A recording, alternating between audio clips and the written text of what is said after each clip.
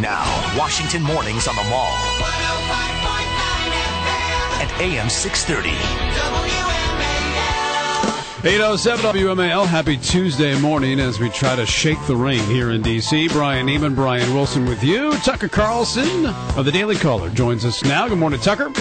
Oh, good morning, gentlemen. So, who do you think called Cory Booker after his comments about Bain Capital on Meet the Press? Do you think it was David Axelrod himself? Was it somebody other than the President of the United States, or perhaps Mr. Obama himself? Someone who was armed. I mean, how do you intimidate the mayor of Newark? Yes. You know, a guy who just rushed into a burning building to save his constituents. I mean, a guy who literally lives in a housing project in Newark, New Jersey. The famously tough mayor. I don't know what it took, but they backed that guy down. And remember that his initial comments were not measured and, sort of straddling the line. He called the Obama campaign crap, quote. Right. I mean, he went after the core argument of the Obama re-election campaign, and he did it with vigor and intensity and vulgarity. I mean, this was heartfelt. The guy meant it. And then 3 hours later, he comes up with a video saying, no, actually, I was just kidding. I have no idea what they gave him or threatened him or something, but, I mean, it was heavy duty. Chris Matthews said he considered that an act of sabotage. What do you think it is? Well, it is. I mean, if you're working for the Obama campaign, and Chris obviously is working for the Obama campaign, it is an act of sabotage. I mean, that's the kind of classic Stalinist worldview, that anyone who deviates ought to be punished, and that, our brave new society isn't working correctly because there are saboteurs in our midst, and that's basically Chris's view of the world. So I wasn't surprised to hear that. I think normal people look at this and see, an individual's right to express himself crushed by the relentless machinery of the president's re-election campaign and say, boy, that's not a good thing. But I guess Chris approved. I saw where Harold Ford, a former congressman from Tennessee, said that Cory Booker was right. Of course he was right. Of course he was right. I mean, there are a lot of things you could say about private equity, and, there is a thoughtful critique, actually, of American capitalism that you could certainly make, and, I won't bore you with my version of it, but there is one.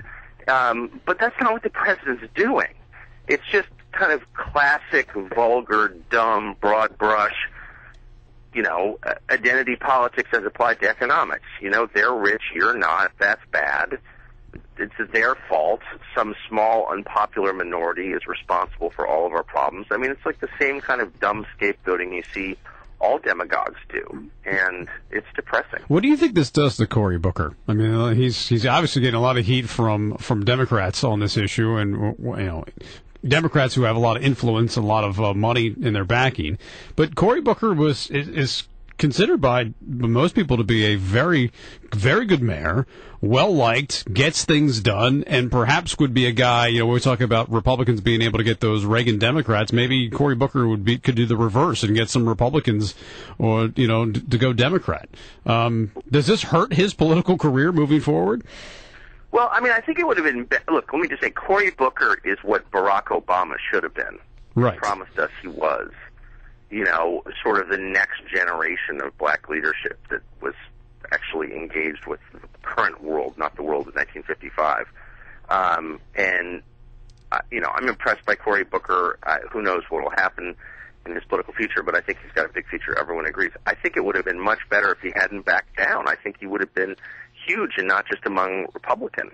I think there is room for, as I said, a thoughtful critique of capitalism that doesn't immediately go to demagoguery. I don't know. I mean, they're mad at Cory Booker. There's just no question about that. I don't know if you've seen the ads. Republicans, surprisingly nimble these days, kind of gives one hope. Cut an ad with Cory Booker in it in about 2 hours. I think even before Cory Booker retracted his comments that the various Romney election apparatuses had this ad up. It was pretty good. I don't know. Cory Booker's going to be a star on the Republican side for a while. Yeah, that's for sure. We have a situation where you got a guy comes out and says that the major argument of the Obama campaign, that private equity is bad, what was the term he used? He said that's I forget the term he used. well, crap. Crap, he did say that. But I mean, so it just completely dismantled the argument, and there goes. I think we can all agree on one thing: the last appearance by Cory Booker as a surrogate for the Obama campaign.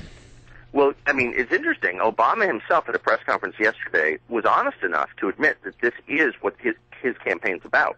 To say it point blank. I mean, this is not some ancillary argument they're making. This is the core argument they're making. They doubled down, no doubt. Yeah. Although Newt Gingrich did say on the Bain attacks, I'm, quote, very surprised that President Obama went down this road, which is somewhat ironic for Newt Gingrich. Did you really say that? That's what Rick Klein tweeted this out earlier this morning, so I take Rick Klein for his word. Unbelievable. I was in the room when Newt leveled the same attack, even harsher and more articulate against Romney in New Hampshire. I can't believe he's saying that. That's unbelievable. You just made my morning. Thank you.